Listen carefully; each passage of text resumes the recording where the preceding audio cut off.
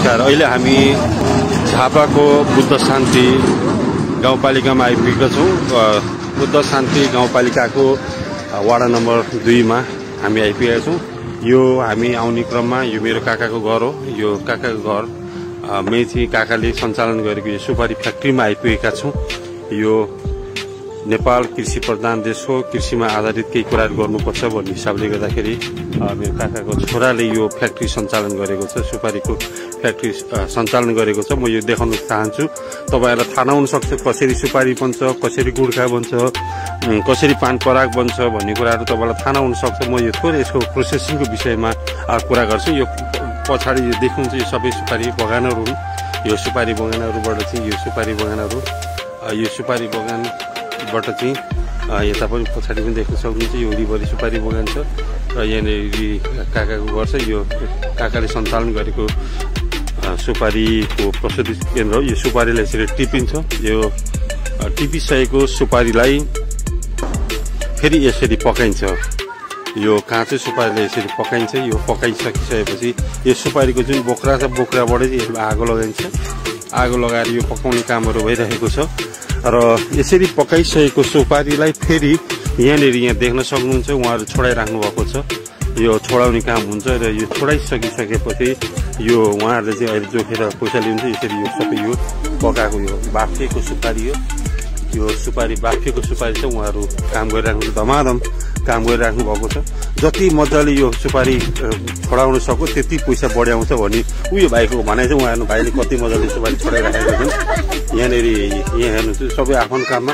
यहाँ कोही चुप लाएर यहाँ मैले यहाँ डिस्टर्ब गर्न खोजेँ पनि उहाँहरू डिस्टर्ब हुनुहुन्न। उहाँहरू आफ्नो काममा व्यस्त हुनुहुन्छ। यो हामी अहिले यो लाइभमा छौँ।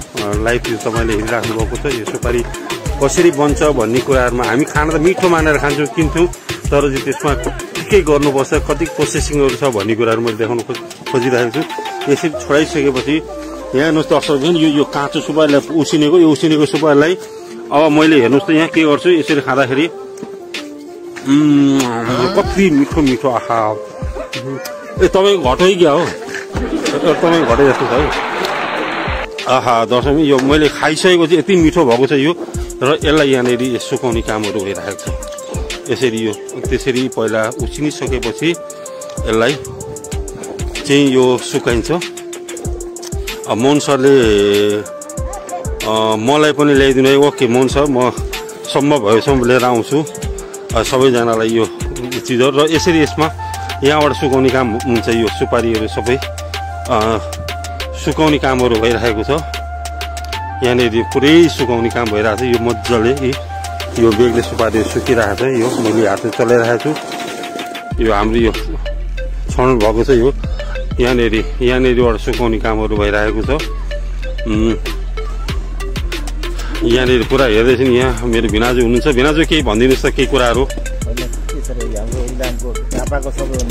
सबैभन्दा राम्रो ब्रान्डको सबैभन्दा राम्रो सुपारी उत्पादन हुने ठाउँ यहाँ हेर्नु सक्नुहुन्छ तपाईँले हेर्दैखेरि। यहाँको आम्दानी नै यो पुरै यहाँनिर पुरा यहाँ हेर्न सक्नुहुन्छ। पुरै लाएर यहाँको रोजीरोटीको कुरा छ। मेरो दिदी हुनुहुन्छ उहाँ, दिदी मजाले यहाँ हाँस्दै हुनुहुन्छ। उहाँ इलामदेखि आउनुभएको चाहिँ हिजो पूजा थियो। इलामको मान्छे हुन्छ उहाँ। पुरा इलाम हेर्नु गाला हेर्दाखेरि पुक्क पुक्क परेको छ। मैले हजुर कता हो भनेर चाहिँ हाम्रो मेसेज आइरहेको छ। म यता झापामा छु अहिले। यो झापामा म यो सुपारी फ्याक्ट्रीको अवलोकन गर्दैछु। हेर्नुहोस् यहाँ नेताहरू ठुल्ठुला गफहरू गर्नुहुन्छ, क्रान्तिका कुरा गर्नुहुन्छ, सारा गर्नुहुन्छ। तर यहाँनिर यसो हेर्दाखेरि चाहिँ क्रान्ति त यहीँबाट हामीले पनि सुरु गरेका छौँ। मेरो परिवारबाट पनि सुरु भएको छ। मेरो काकाले पनि सुरु गर्नुभएको छ। हामी यस्तो कुरोमा लागिरहेका छौँ। यहाँनिर यो सुपारीको यहाँ झापामा आइसकेपछि मलाई त यतै बस्नु जस्तो।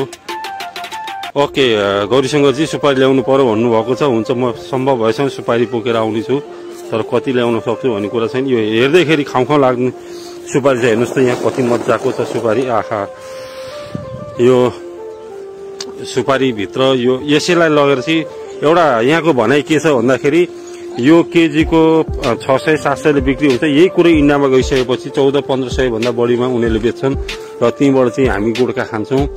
गुड्कालमा झन् महँगो पर्छ। बरु यो फ्याक्ट्री चाहिँ कति खाना मुखभरि भइसक्यो।